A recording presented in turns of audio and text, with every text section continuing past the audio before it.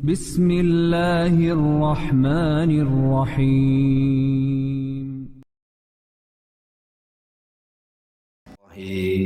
وبركاته.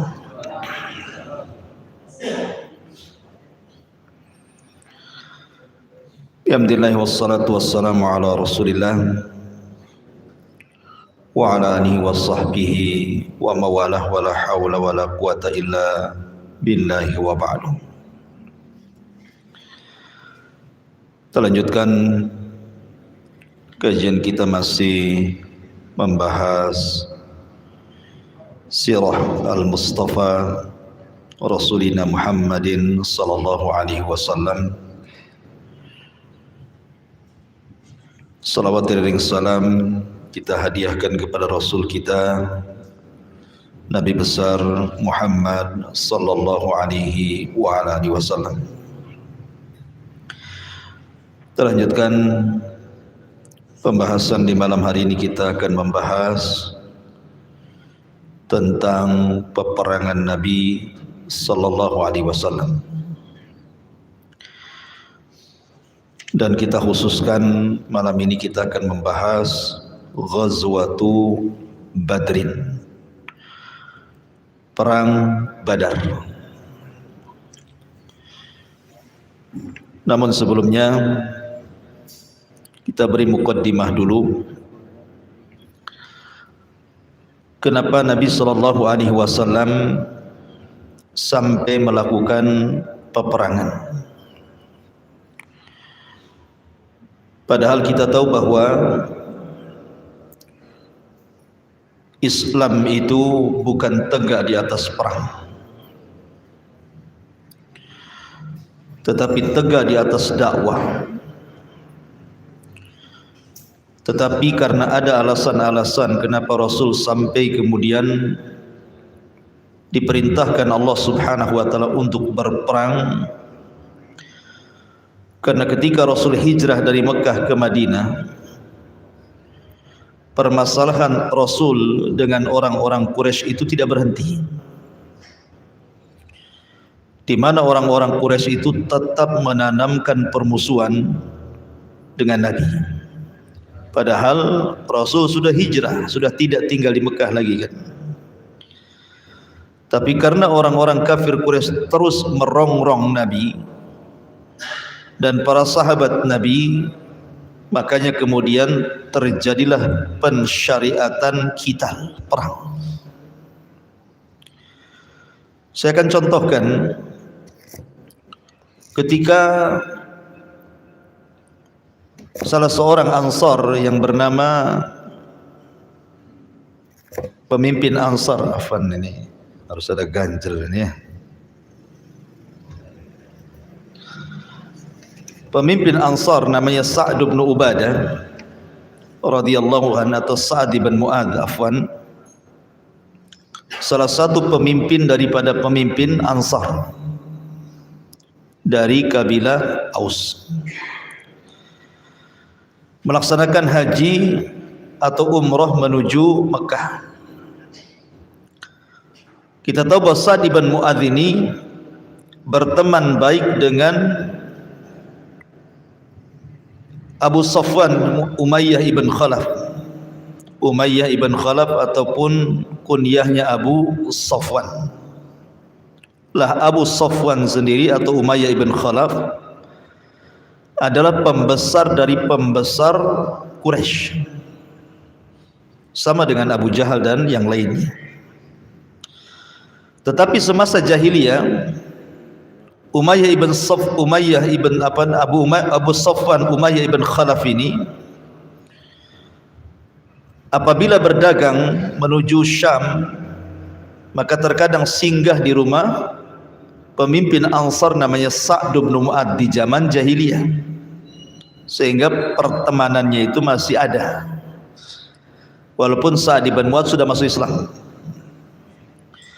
Sehingga ketika Sa'd bin Mu'adz ini berangkat ke Mekah untuk umrah, dia singgah di rumah Umayyah ibn Khalaf, bahkan diantar umrah oleh Umayyah ibn Khalaf. Ketika dua-duanya sedang tawaf, berjumpa dengan Abu Jahal. Fir'aunnya umat ini. Kemudian mengancam Sa'ad ibn Mu'adz dan mengatakan, "Ama wallah laula annaka ma'a Abi Safwan ma raja'ta ila ahlika salimah." Sa'ad, untung kau umrah sama Umayyah ibn Khalaf. Coba kalau engkau umrah sendirian, maka engkau tidak akan kembali kepada keluargamu dengan selamat. Perkataan Abu Jahal kepada Umayyah ibn Khalaf ini, Abu Safwan ini, ataupun perkataan Abu Jahal kepada Sa'ad ibn Mu'adz ini tentu ancaman kepada kaum muslimin. Padahal kaum muslimin sudah berada di Madinah. Apalagi Sa'ad ibn Mu'adz bukan orang Mekah, dia orang Madinah, hanya datang untuk umrah. Tapi karena dia masuk Islam, masuk ke agama Nabi SAW, Abu Jahal masih tetap melakukan permusuhan, mengancam orang-orang Madinah yang umrah ke Mekah, diancam nyawanya. Sehingga kemudian ada beberapa orang-orang Quraisy itu yang kemudian juga melakukan pembunuhan dan pembakaran beberapa kampung-kampung di dekat Yathrib yang dihuni oleh kaum muslimin. Dari sinilah maka kemudian masih nampak permusuhan antara orang kafir Quraisy dengan Nabi SAW yang sudah menetap di Madinah. Ditambah-tambah kemudian kaum muslimin mendengar bahwa ada rombongan dagang yang dipimpin oleh Abi Sufyan ibn Harb menuju Syam, membawa dagangan penduduk Mekah yang sangat banyak sekali, dan tidak bawa pasukan kecuali hanya 40 orang saja. Nabi mendengar, maka Nabi SAW kemudian bermusyawarah dengan para sahabat, terutama orang-orang muhajirin, untuk merampas harta Abi Sufyan. Bukan tidak ada alasan, karena ketika para sahabat hijrah dari Mekah ke Madinah, harta mereka kan dirampas orang-orang Quraisy. Rasul ingin mengambil hak kembali. Ingat satu kisah yang ma'ruf dari sahabat namanya Suhaib Ar-Rumi. Suhaib Ar-Rumi ini orang Romawi. Dia hijrah dari Romawi ke Mekah hanya ingin beriman dengan Nabi akhir zaman, karena dia mendengar dari uskup-uskup di sana bahwa akan muncul seorang Nabi. Berangkatlah Suhaib Ar-Rumi dari Romawi menuju Mekah, dan belakangan berjumpa dengan Rasul dan masuk Islam. Suhaib Ar-Rumi ini orang kaya, pandai berdagang. Lambat laun tinggal di Mekah itu rupanya menjadikan dia orang kaya di Mekah. Ketika dia hijrah dari Mekah ke Madinah, dihadang oleh tentara Quraisy di jalan. Kemudian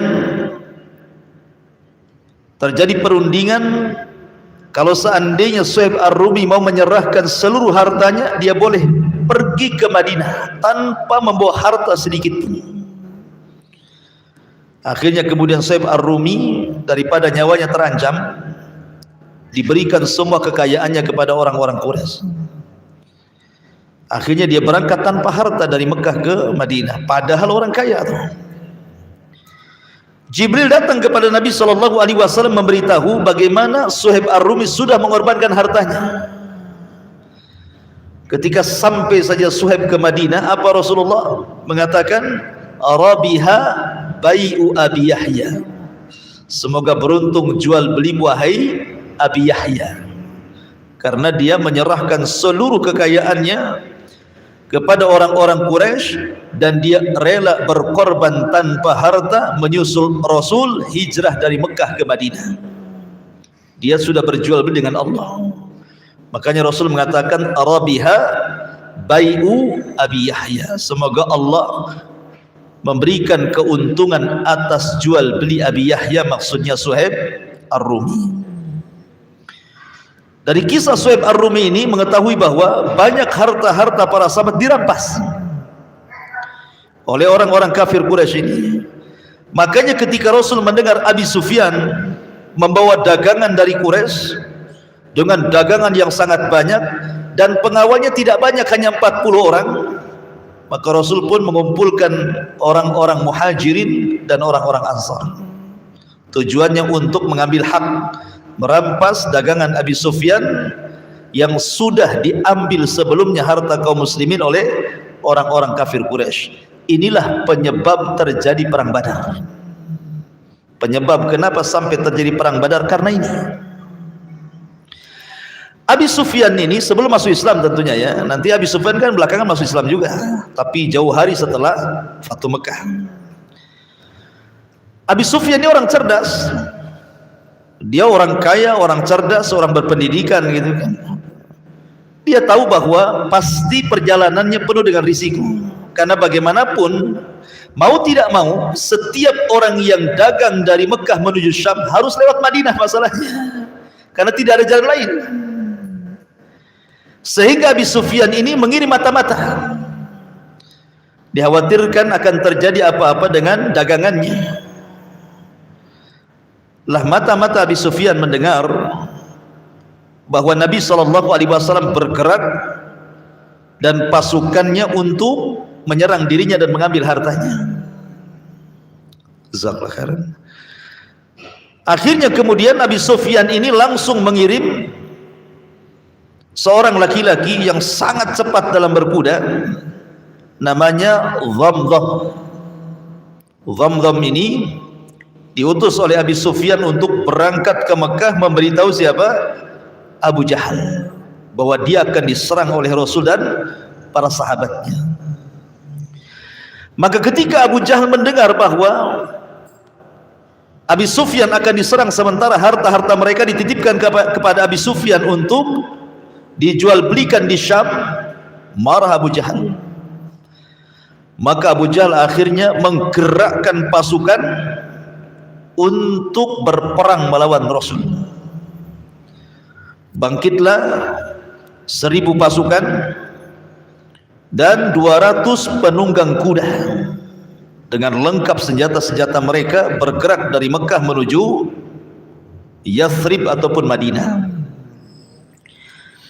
Di sisi lain Nabi SAW pun mengirim mata-mata, sama-sama mengirim mata-mata gitu. Mata-mata Nabi SAW atau jasus juga mendengar bahwa ada pergerakan dari Mekah.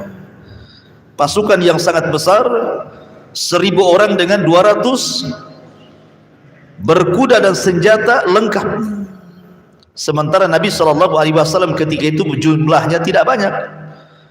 Ada yang mengatakan tentara Nabi SAW jumlahnya hanya 314 orang, sama dengan tentara Talut ketika melawan Jalut, hanya 314 orang sampai 340-an antara sekitar itu, dan 2 penunggang kuda serta 60 ekor unta. Karena memang Rasul itu niatnya kan bukan untuk perang, niatnya hanya untuk mengambil hartanya Abi Sufyan sebagai timbal balik karena orang-orang Quraisy sudah mengambil hak kaum muslimin. Subhanallah. Ketika mendengar pergerakan itu, maka Nabi SAW kemudian mengajak musyawarah orang-orang Muhajirin dan Ansar. Rupanya pasukan dalam perang Badar itu lebih banyak orang-orang Ansar dibandingkan orang-orang Muhajirin. Padahal yang punya kepentingan siapa? Muhajirin kan? Tapi karena solidaritas yang sangat kuat, justru orang Ansar lebih banyak pasukan yang ingin ikut perang dalam Badar dibandingkan orang-orang Muhajirin. Lihat bagaimana kekuatan persaudaraan orang-orang Ansar terhadap Muhajirin, luar biasa. Ma'asyiral muslimin yang dimuliakan Allah Azza wa Jalla. Kenapa Nabi SAW tidak membawa pasukan banyak? Karena sekali lagi niatnya bukan untuk perang, sehingga Rasul tidak mewajibkan para sahabat untuk ikut. Sementara orang-orang Mekah ini memang diwajibkan perang sama Abu Jahal kan itu ya. Sehingga semua kabilah terlibat kecuali Abu Lahab, nggak ikut dia, mengecut Abu Lahab. tetapi dia menyewa preman-preman untuk menggantikan dirinya, dan kabilah Bani Adi tidak ikut, kabilahnya Umar bin Khattab radhiyallahu anhu. Tapi selain ini semua kabilah Quraisy ikut, termasuk yang ikut di dalamnya adalah menantu Rasul, ikut dalam barisan Abu Jahal. Siapa? Abul As Ibnu Rabi, suami daripada Zainab putri Nabi SAW, ikut terlibat karena ketika itu masih kafir, dipaksa ikut perang, sehingga Zainab itu ketar-ketir namanya memerangi bapaknya. Yang satu dia melihat suaminya, sisi lain harus melihat ayahnya, dua-duanya khawatir kan gitu ya. Ma'asyiral muslimin yang dimuliakan Allah Azza wa Jalla, intinya bahwa secara kekuatan dari pihak Nabi SAW dipimpin oleh pertama Nabi SAW,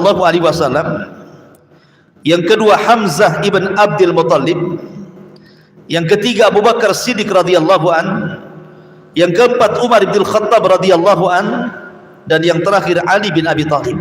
Ini pemimpin-pemimpin Islam dalam perang Badar. Adapun dari kubu orang-orang Quraisy, pertama Abu Jahal Amr ibn Hisham atau dikenal dengan Abul Hakam, kemudian Utbah ibn Rabi'ah, kemudian Umayyah ibn Khalaf. Kemudian secara kekuatan pasukan, kaum muslimin hanya membawa 314 orang sampai 340 orang dan 2 kuda, 2 penunggang kuda. Sementara dari pihak orang-orang Quraisy 1000 pasukan dan 200 penunggang kuda. Tapi subhanallah, Allah subhanahu wa ta'ala memberikan kemenangan. Justru yang syahid dari kaum muslimin hanya 14 orang, tetapi yang mati konyol dari orang-orang kafir sebanyak 70 mati dan 70 tertawan. 70 mati dan 70 tertawan. Bagaimana kisah peperangannya? Ini yang menarik, kita akan kaji. Ma'asyiral muslimin yang dimuliakan Allah Azza wa Jalla, setelah kita tahu sebab kenapa terjadi peperangan, jadi sebabnya sekali lagi ingin mengambil harta Abi Sufyan, tetapi malah terjadi peperangan. Perang ini disebut Badar. Kenapa disebut Badar? Badar itu satu tempat yang di situ banyak sumur, di situ banyak pohon kurma, di situ banyak pohon-pohon yang lainnya, dan ada beberapa rumah yang tinggal di situ, sementara dikelilingi oleh bukit dan gunung. Ya mungkin semacam tempat istirahat lah. Kalau kita ini mungkin mau rekreasi gitu ya, tempat-tempat rekreasi kan, memang tempatnya nyaman gitu ya, karena di situ banyak sumur, sementara di sana kan memang susah air gitu ya. Di situ banyak pohon kurma, ada pohon-pohon lain, ada beberapa rumah dikelilingi bukit gitu kan. Dan itu memungkinkan kalau seandainya Rasul dan para sahabatnya berhasil mengepung Abi Sufyan, mereka tidak bisa kemana-mana karena dikelilingi bukit masalahnya. Tapi karena Abi Sufyan cerdas, dia kemudian rutenya dipalingkan tidak ke situ tetapi lewat ke pinggir lautan, makanya dia selamat, sehingga dagangan tidak sampai kemudian diambil oleh Rasul dan para sahabatnya. Yang ada kemudian datang pasukan dari Mekah yang dipimpin oleh Abu Jahal. Nabi SAW sebelum perang bermusyawarah dengan para sahabatnya. Di antaranya adalah Nabi SAW meminta pendapat orang-orang Ansar, karena kalau orang Muhajirin itu kan tidak perlu diragukan lagi kesetiaannya kan. Mereka sudah lelah mengikuti Rasul, bagaimana hijrah mereka ke Habasyah, kemudian hijrah mereka ke Madinah. Kalau hanya diajak perang bagi mereka enteng, nggak perlu lagi kemudian diikat dengan perjanjian gitu ya. Tapi orang-orang Ansar kan berbeda dengan orang Muhajirin. Mereka tidak merasakan bagaimana peritnya permulaan dakwah Rasul di Mekah. Makanya Rasul meminta pendapat mereka, bagaimana menurut mereka tentang perang ini, dilanjut atau tidak. Lah Nabi sallallahu alaihi wasallam ketika itu meminta pendapat para sahabat. Berdirilah Abu Bakar Siddiq radhiyallahu anhu. Intinya Abu Bakar Siddiq ikut saja kemauan Nabi. Kalau Nabi sallallahu alaihi wasallam ingin perang. Kalau Nabi sallallahu alaihi wasallam ingin pulang ke Madinah, balik lagi ke Madinah. Tapi Nabi sallallahu alaihi wasallam terus meminta pandangan orang-orang Ansar. Belum ada yang bangkit masalahnya. Sementara orang-orang Muhajirin, Abu Bakar sudah berikan pandangannya. Kemudian sahabat yang lain berikan pandangannya dan semua mengikuti Nabi. Tetapi kemudian dari Ansar bangkitlah pemimpin mereka Sa'd bin Mu'adz. Kemudian mengatakan, kayaknya wahai Rasul, engkau menginginkan kami. Kata Sa'd bin Mu'adz, kami mengikuti saranmu. Seandainya kita harus melewati sebuah lautan untuk bertempur, asal bersamamu kami siap menyeberanginya. Maka melihat Rasul semangatnya orang-orang Ansar, semangatlah Nabi sallallahu alaihi wasallam. Memang harus berperang. Maka di malam hari ketika terjadi peperangan, subhanallah, Allah subhanahu wa ta'ala menjelaskan ketika itu yang namanya orang tidak pernah perang, ikhwan, wajar. Ada ketakutan dari kaum muslimin kan. Namanya tidak pernah perang dan ini perang perdana. Sehingga ada manusiawi, mereka ada sedikit ketakutan. Dan itu digambarkan dalam Al-Qur'anul Karim surah Al-Anfal.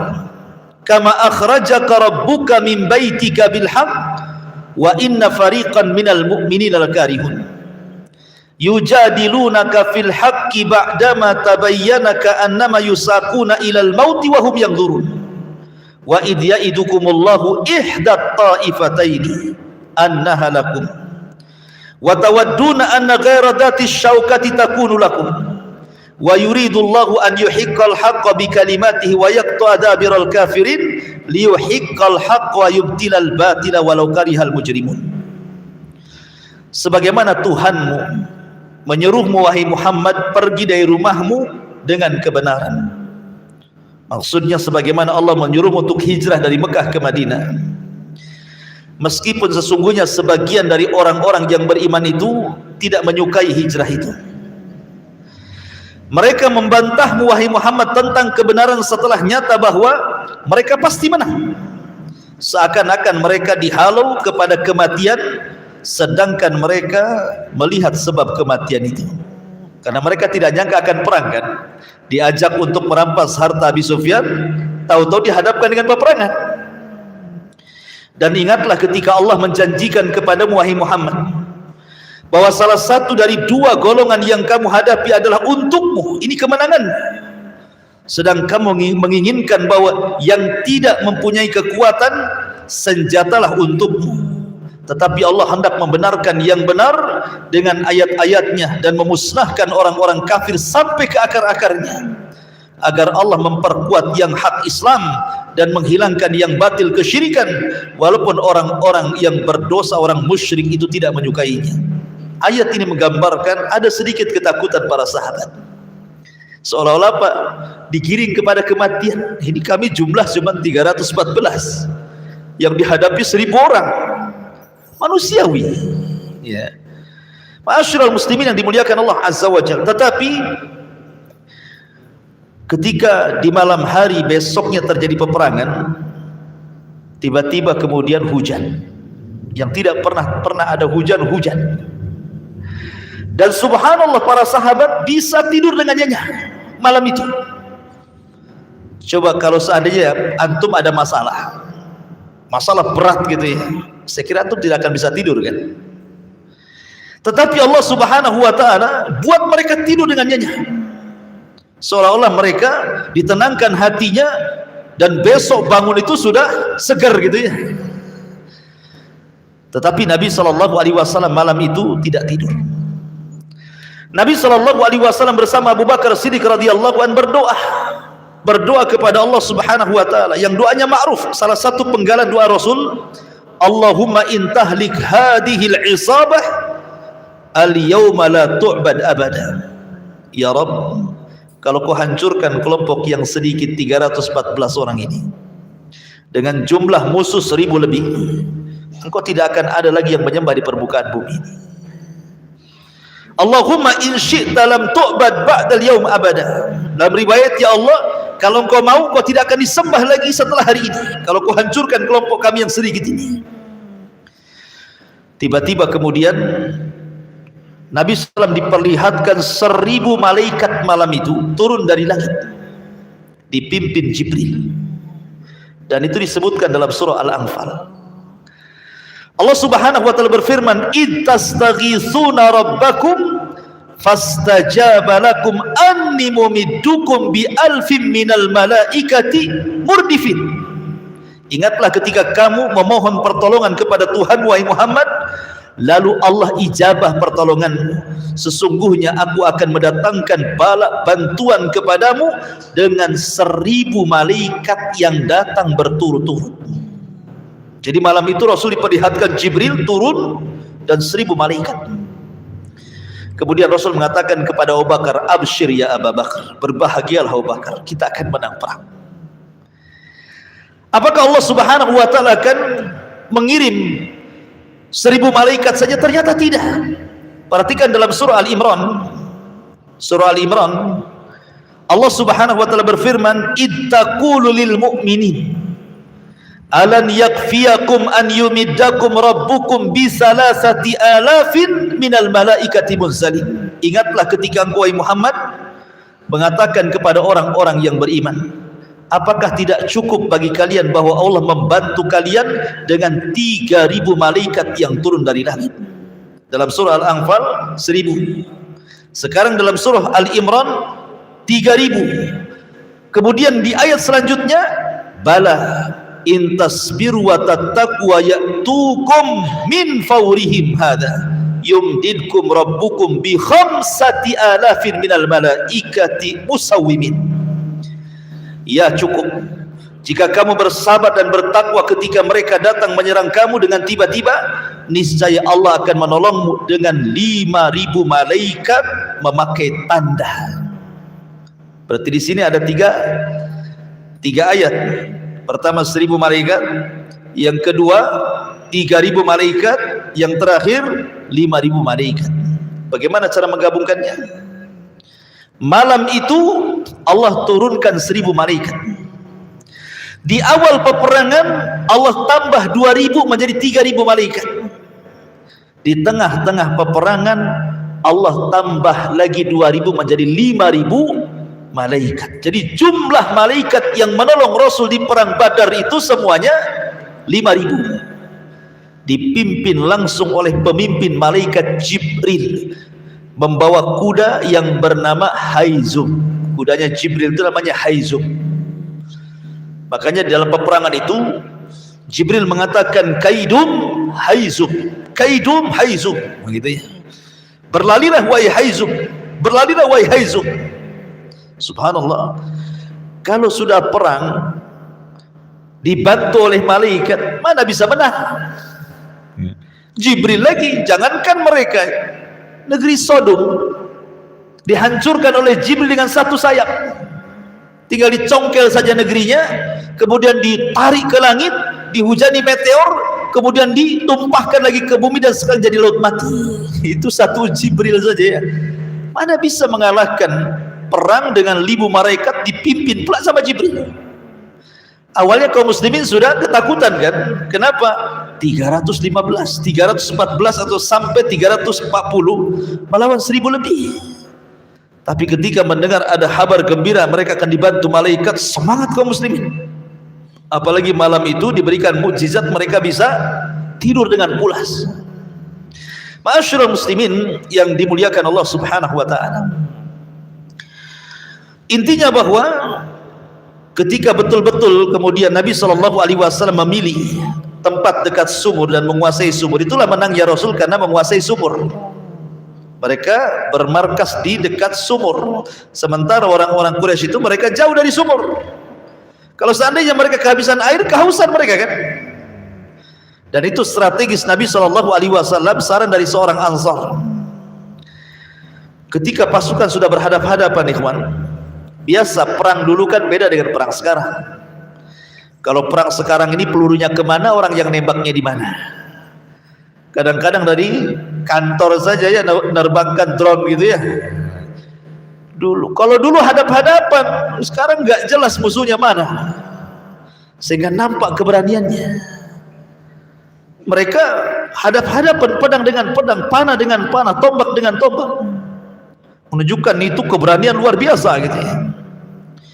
Lah kebiasaan perang zaman dulu itu ada istilah mubarozah. Jadi ketika berhadapan musuh tidak langsung main serang, tidak. Mereka ada adat yang disebut dengan mubarozah. Mubarozah itu artinya sebelum perang, mana jagoanmu, keluarkan. Nih jagoanku. Nanti sesama jagoan ini kelahi sampai mati. Baru setelah itu perang besar. Lah ketika itu orang-orang musyrik mengeluarkan 3 pendekar mereka. Yang pertama Utbah, yang kedua Syaibah, dan yang ketiga Al-Walid ibn Utbah. Ini pendekar-pendekarnya orang-orang kafir Quraisy.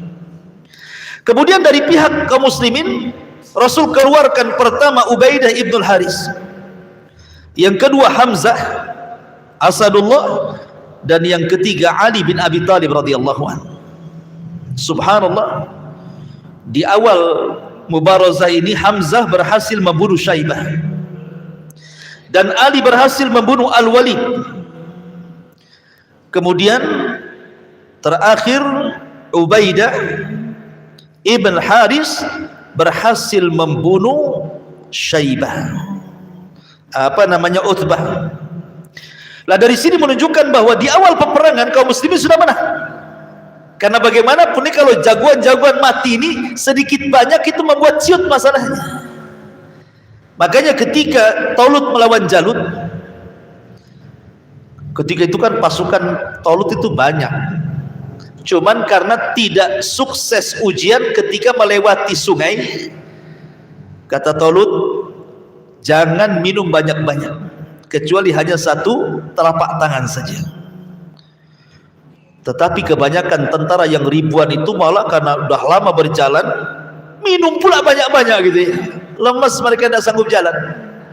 Sehingga yang berhasil mengikuti Talut itu hanya 314 orang dari ribuan pasukan itu. Ketika melihat pasukan Jalut yang gede-gede raksasa itu, ciutlah pasukan Talut ini. Padahal ini sudah orang pilihan nih. Gimana orang-orang yang bukan pilihannya kan itu ya. Akhirnya Talut mengatakan, siapa yang bisa mengalahkan Jalut, maka dia akan kunikahkan dengan putriku. Mikir juga gitu. Ya kalau menang, kalau kalah bukannya nikah, matilah kan itu. Akhirnya kemudian dikasih lagi hadiah yang lain. Bukan hanya kunikahkan dengan putriku, kata Talut, tetapi dia berhak mewarisi tahtaku. Tetap tidak naik bau juga. Rupanya ada anak muda yang paling kecil namanya Daud, yang belakangan akan jadi nabi. Nabi Daud paling kecil di dalam tentara Talut itu. Dia orang miskin, kerjanya gembala kambing, tapi dia punya keahlian melempar serigala dengan batu. Dan kalau dia sudah melempar serigala dengan batu, mesti mati serigala itu. Itulah keahlian Nabi Daud. Akhirnya kemudian Daud langsung berdiri itu, saya siap menghadapi Jalut. Di tangannya ada batu yang biasa dilempar untuk serigala yang suka ganggu kambingnya itu. Jadi ketika berhadapan-hadapan, Daud hanya lempar batu saja, ceter kena kepalanya, mati Jalut. Belum bertarung belum ada, Daud sudah melempar batunya, kena kepalanya, mati. Ketika Jalut mati ini, ciut tentara Jalut ini. Padahal tentara Talut tidak banyak. Mungkin karena melihat gimana anak kecil bisa mengalahkan jagoan yang paling ditakuti Jalut, gimana pasukan yang lainnya, kan mungkin pikirnya seperti itu kan.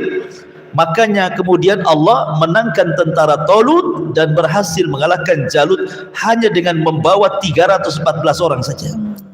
Kam min fi'atin qalilatin khalabat fi'atan katsiratan biidznillah. Berapa banyak kelompok kecil mengalahkan kelompok besar, semua karena izin dari Allah Subhanahu wa taala.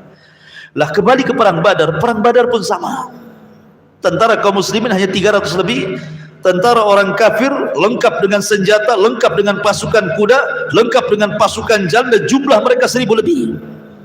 Tapi kemenangan di tangan Allah. Pada awalnya kaum muslimin ciut, tetapi ketika peperangan datang malaikat. Oh, tumbuh keberaniannya. Sampai-sampai Abi Sufyan yang berhasil lari dari peperangan itu, lari ke Mekah, berjumpa dengan Abu Lahab. Dikiranya Abu Sufyan membawa berita kemenangan. Rupanya Abi Sufyan membawa berita kesedihan. Ceritalah Abi Sufyan kepada Abu Lahab dan mengatakan, ya Abu Lahab, tentara kita morat-marit, tunggang langgang, banyak yang mati. Kata Abu Lahab, ada apa? Kok bisa? Aku tidak tahu, aku melihat ada pasukan yang sangat banyak menunggang kuda putih. Sekali berteriak, kami sudah tunggang langgang gak karu-karuan. Mungkin bahasanya pedang pun belum dicabut, kepala sudah melayang. Gitu ya. Lah, di samping Abu Lahab itu ada budaknya Fadl ibn Abbas. Dia sudah masuk Islam tapi menyembunyikan keislamannya. Tiba-tiba saking menangnya keceplosan. Oh, itu adalah malaikat yang membantu kaum muslimin. Marah Abu Lahab, ditempelengnya budak Abbas itu. Budak Abbas ditempelengnya, akhirnya ngadu sama majikannya. Datanglah Ummu Abbas ini, bawa kayu, dipantung kepalanya Abu Lahab. Kok sudah mukul budakku, katanya. Ada yang mengatakan sebab pentungannya itu dia sakit kemudian mati gara-gara pentungan itu. Abu Lahab itu. Wallahu a'lam. Ya.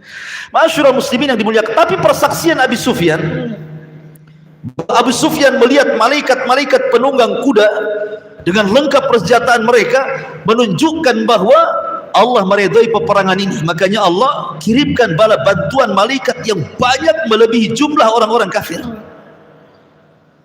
5.000 malaikat plus 314 orang melawan 1.000 lebih, kan itu. Awalnya 1.000 melawan 300 lebih, sekarang terbalik gitu ya. Masyurul muslimin yang dimuliakan Allah Azza wa Jalla. Sebenarnya peperangan ini adalah pembuktian doa laknat Nabi SAW kepada pembesar-pembesar Quraisy. Karena begini, ada satu kisah ketika Rasul masih di Mekah, belum hijrah. Nabi SAW biasa sholat di depan Ka'bah. Kemudian Abu Jahal datang. Di tengah-tengah anak-anak muda Quraisy yang sedang duduk-duduk di sekitar Ka'bah. Abu Jahal pun sesumbar dan mengatakan, siapa yang mampu meletakkan salah jazur. Salah jazur itu kotoran unta. Jadi kalau unta baru disembelih, kemudian dikeluarkan jeruannya, itu disebut salah jazur. Usus-usus itu disebut salah jazur. Siapa yang bisa meletakkan salah jazur, kotoran unta itu, di pundak si Muhammad, maka aku akan berikan ini dan itu. Bangkitlah Uqbah bin Abi Mu'aid. Uqbah bin Abi Mu'aid ini majikannya Abdullah bin Mas'ud. Abdullah bin Mas'ud itu bekerja kepada Uqbah bin Abi Mu'aid. Sebenarnya Uqbah bin Abi Mu'aid ini orang yang menggandrungi Nabi sebenarnya. Dia memang tidak masuk Islam. Cuman Uqbah ini seorang penyair. Ketika mendengar Al-Quran dia suka, tapi tidak mau masuk Islam. Sampai dia suka dengan Quran, disangkanya syair. Karena kan Rasul membaca Quran itu disangka syair oleh orang itu. Kok bahasanya tinggi sekali gitu ya. Sehingga Uqbah itu tertarik. Akhirnya mengidolakan Nabi SAW, tapi tidak mau masuk Islam. Hanya mengidolakan saja. Sama lah orang sekarang mengidolakan petinju, mengidolakan pemain bola walaupun orang kafir gitu ya. Jadi dia ingin menghormati Nabi. Dibuatlah makanan di rumahnya, kemudian Rasul diundang. Datang Rasul. Maunya Uqbah itu menjamu Rasul supaya makan, supaya terkesan gitu ya.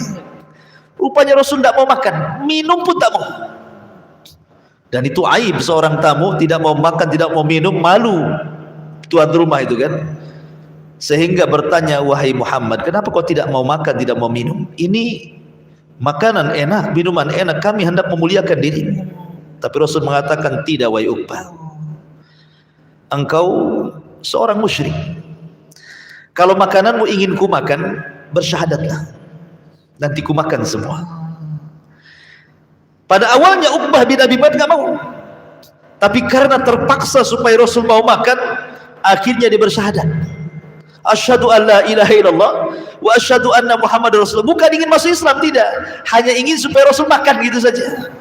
Akhirnya Rasul makan, ada masuk Islam dia. Dia tidak paham konsekuensi dari dua kalimat syahadat di Uqbah ini. Kedengaran sama kawan CS-nya namanya Umayyah ibn Khalaf. Datang Umayyah ibn Khalaf dan mengatakan, ya Uqbah, engkau bukan golongan kami karena engkau sudah mengucapkan syahadat.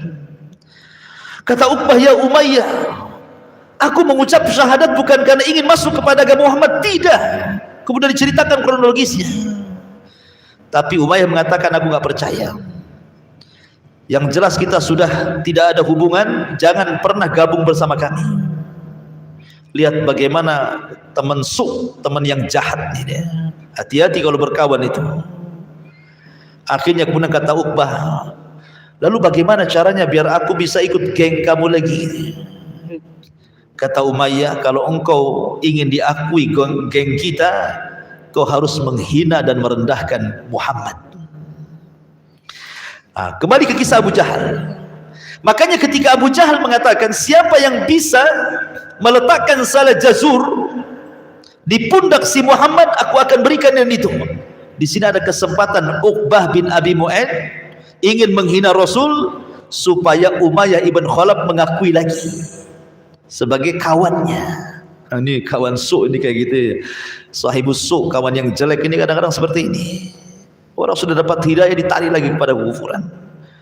Dicarinya sama dia usus-usus unta yang baru disembelihkan masih berdarah-darah tuh. Dapat pula dia. Dibawanya kemudian betul-betul ketika Rasul sedang sujud, diletakkan tuh salah jazur di pundak Rasul sallallahu alaihi wasallam. Anda bayangkan, masih penuh dengan kotoran darah gitu di pundak Nabi SAW, dan Rasul tidak bangkit dari sujudnya kecuali setelah datang putrinya Fatimah bintu Rasulullah SAW. Sama Fatimah dibersihkanlah punggungnya bapaknya itu, sampai ketika sudah tidak ada lagi kotoran di pundaknya, Rasul bangkit dari sujud kemudian menyelesaikan sholatnya. Fatimah menangis. Kemudian Fatimah mengatakan kepada abinya Rasul kita Muhammad SAW, ya abati ud'u ila haula, doakan kepada mereka kecelakaan, laknat mereka. Jadi Fatimah minta bapaknya melaknat mereka. Akhirnya Nabi SAW menuruti kata-kata Fatimah dan menyebutkan satu persatu orang yang menghinanya. Allahumma al'an Abu Jahal, Allahumma al'an Uqbah, Allahumma al'an Umayyah, Allahumma, dilaknat semuanya yang hadir di situ. Ingat, doa orang yang dizalimi pasti mustajab. Ini kan dizalimi, Rasul dizalimi. Jangankan Rasul, antum saja dizalimi, mustajab doa antum. Wala tahsabannallahu ghafilan amma ya'malu zalimun. Jangan kau sangka Allah diam dan lalai terhadap orang-orang yang zalim itu. Tidak. Allah itu pasti berdiri bersama orang-orang dizalimi, walaupun yang dizalimi orang kafir. Apalagi yang dizalimi Nabi. Subhanallah, doa Nabi mustajab. Kapan Allah ijabah doanya? Di perang Badar. Semua yang menghina Rasul kala itu, sampai Uqbah bin Abi Mu'aid kemudian meletakkan salah jazur ketika Rasul sujud, semua mati di perang Badar, dan matinya mengenaskan. Termasuk Uqbah bin Abi Mu'aid tertangkap sebagai tawanan, kemudian dia disalib di pohon, kemudian dia pun dirajam di pohon itu, dan dia orang yang pertama disalib dalam Islam karena dia menghina Nabi SAW. Ma'asyiral muslimin yang dimuliakan Allah Azza wa Jalla. Jadi intinya bahwa perang Badar ini perang kekalahan orang-orang musyrik. Kenapa? Karena semua pembesarnya mati di situ. Kecuali Abi Sufyan, masih hidup dia karena bisa lari. Makanya Abi Sufyan inilah yang membalas dendam kekalahan di perang Badar, terjadilah perang Uhud. Dan betul-betul kaum muslimin kalah di perang Uhud ini. Wa tilkal ayyam nudawiluha bainan nas. Terkadang hari itu diputar, kadang menang, kadang kalah, wajar. Sebenarnya di perang Uhud juga Rasul itu pasti menang sebenarnya kalau seandainya 40 pemanah itu tidak turun, sehingga bermaksiat akan ucapan Nabi SAW, jangan turun apapun yang terjadi. Tapi karena melihat ghanimah mereka turun. Malaikat yang hendak membantu pergi lagi, maka mengalami kekalahan di perang Uhud. Nah, nanti ceritanya panjang perang Uhud. Kita kembali ke perang Badar. Intinya bahwa perang Badar ini dimenangkan salah satunya karena juga Rasul dizalimi orang-orang itu dan Rasul mendoakan laknat dan Allah ijabah di perang Badar. Taib. Kematian pemimpin orang-orang kafir Quraisy siapa? Abu Jahal. Abu Jahal ini mati dihinakan karena dibunuh oleh anak kecil. Seorang jenderal dibunuh sama anak kecil. Siapa yang membunuh Abu Jahal? Dua anak kecil, namanya Mu'adz dan Mu'awwadz. Kedua-duanya putra Afra, anak remaja, belum terlatih perang, ya usianya 15-16 tahun. Sementara Abu Jahal dikenal jenderal, pemimpin perang. Ketika Mu'adz dan Mu'awwadz ini ikut terlibat dalam perang, dia berjumpa dengan Abdurrahman ibn Auf radhiyallahu anhu. Kemudian kata Mu'adz dan Mu'awwadz ini, wahai ammi, mana yang namanya Abu Jahal itu? Karena kan nggak kenal Abu Jahal siapa, anak kecil ini kan, ketemu aja tidak pernah.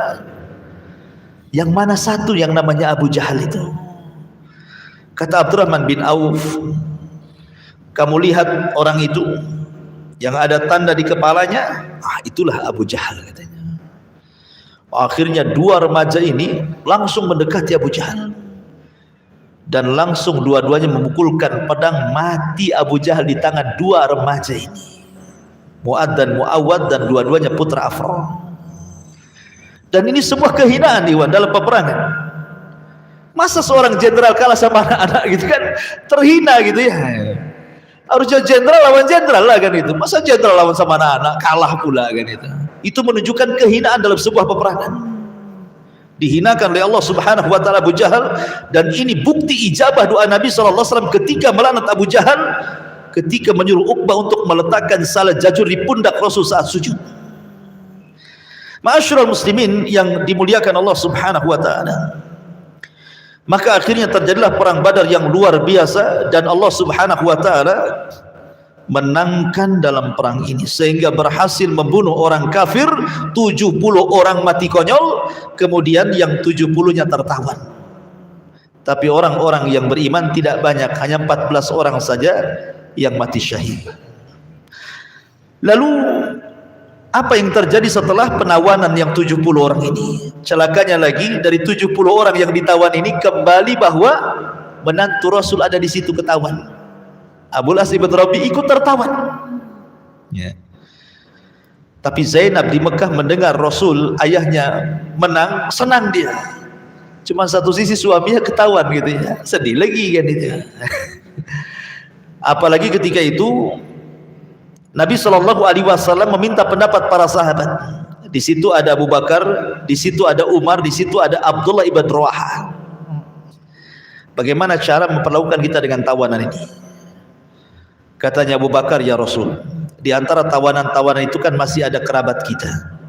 Sebaiknya jangan dibunuh, ditebus saja. Umar beda lagi, Rasul, nggak ada hubungan kita dengan mereka, karena mereka sudah memerangi Allah dan Rasulnya, penggal leher mereka.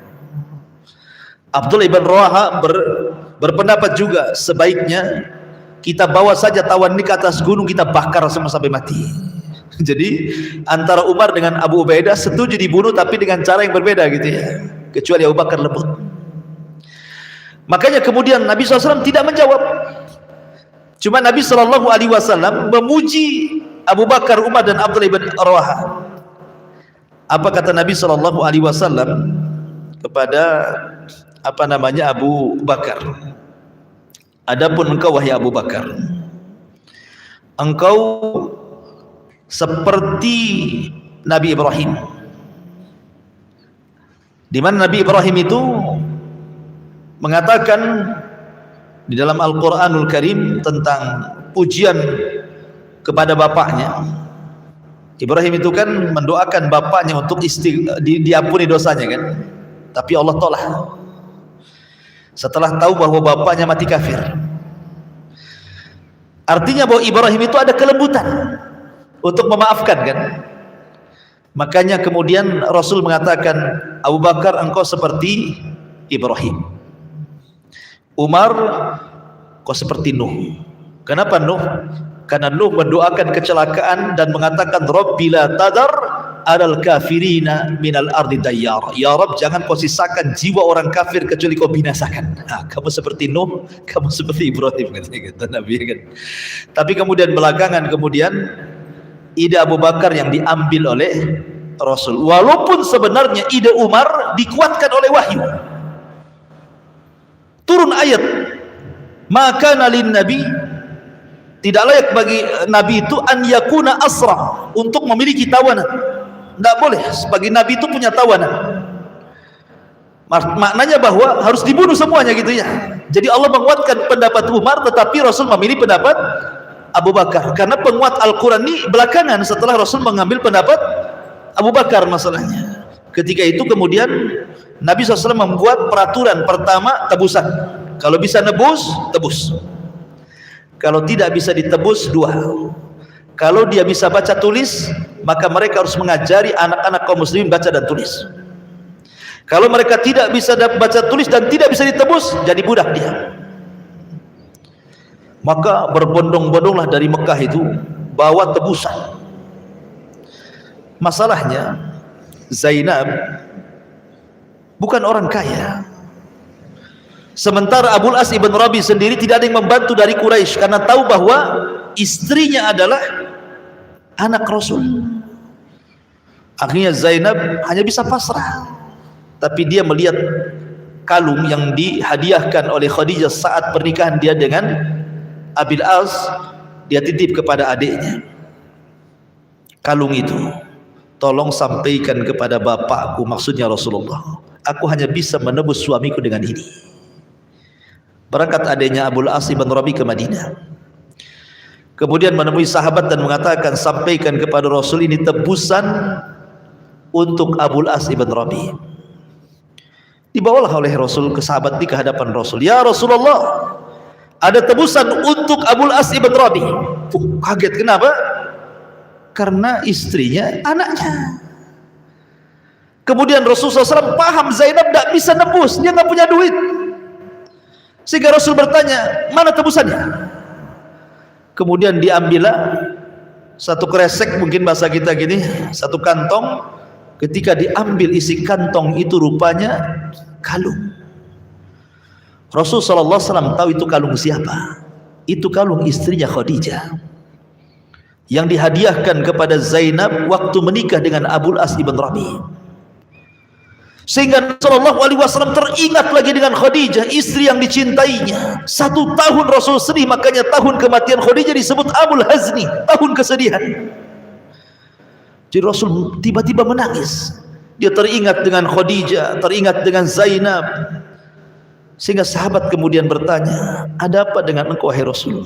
Kenapa kau menangis? Maka Nabi SAW kemudian memberitahu kalung yang di tangannya. Tahukah apa ini? Sahabat mengatakan, itu kalung wahai Rasul. Ya, tahukah sejarahnya? Hadzal iqdu, kata Rasulullah, ahdat Khadijah li Zainab yauma zafafiha. Ini kalung, kata Rasulullah, Khadijah menghadiahkan kepada Zainab saat dia menikah dengan Abul As ibn Rabi. In syi'tum, kata Rasul, kalau kalian mau, saya tidak memaksa kalian, kalau kalian mau, kembalikan kalung ini kepada Khadijah, lepaskan suaminya, kalau kalian mau. Rasul tidak memaksa para sahabat, tapi kalau enggak mau, ya enggak usah dilepaskan. Kalau memang seimbang tebusannya, kembalikan. Kalau tidak seimbang, minta tambah.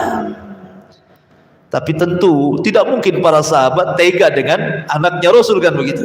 Maka sahabat mengatakan, terserah anda wahai Rasul. Akhirnya kemudian kalung itu dikembalikan kepada adiknya Abul As untuk dikembalikan kepada Zainab. Syaratnya 1, Abul As ibn Rabi dibebaskan, tetapi sesampainya di Mekah Zainab harus dipulangkan ke Madinah, karena ketika itu turun ayat haramnya seorang musyrik menikah dengan wanita muslimah. Akhirnya Abul As pulang. Ketika itu Zainab sedang mengandung. kemudian dihantar siang bolong, harusnya malam-malam dihantar itu, karena siang-siang mencolok muka, datang pasukan orang-orang Quraisy menghadang Zainab, ketakutan, keguguran. Kemudian balik lagi, baru malam harinya diantarkan. Sebab itulah Zainab sering sakit-sakitan. Ya. Rupanya Abul As ibn Rabi ini tertangkap 2 kali. Setelah kalah di Badar, kemudian dia berniaga ke Syam, pulangnya ketangkap lagi oleh kaum muslimin. Ketika ketangkap itulah Zainab melindungi. Kemudian Rasul memaafkan, dipulangkan bersama dagangannya. Setelah dipulangkan ke Mekah, dagangan-dagangan orang Quraisy, dia pun kembali ke Madinah, kemudian dia masuk Islam. Setelah dia masuk Islam tidak lama dengan Zainab pun meninggal dunia. Karena sedih karena kematian Zainab, Abul As setahun setelahnya menyusul Zainab, meninggal juga. Dan dua-duanya percontohan suami istri yang sangat mencintai dua-duanya, sampai di masa kafir, sampai di masa Islam. Dan di sini ada faedah fikih bahwa kalau dulu ada orang kafir yang menikah, anggaplah bukan orang ahli kitab, orang Hindu kah, orang Buddha, sudah menikah, kemudian dua-duanya masuk Islam, tidak perlu ada pernikahan baru, sudah dianggap sah. Dalilnya di sini Abul As dengan Zainab kan. Abul As musyrik. Dalam Islam dilarang, tidak boleh laki-laki musyrik menikah dengan wanita muslimah. Tapi ketika Abul As masuk Islam, Rasul tidak mengadakan pernikahan baru. Dan sudah jadi suami istri sampai dua-duanya meninggal dunia. Ma'asyiral muslimin yang dimuliakan Allah Subhanahu wa taala. Itu diantara beberapa cuplikan dari perang Badar. Masih berlanjut perang Badar ini karena masih banyak kisah-kisah yang menarik.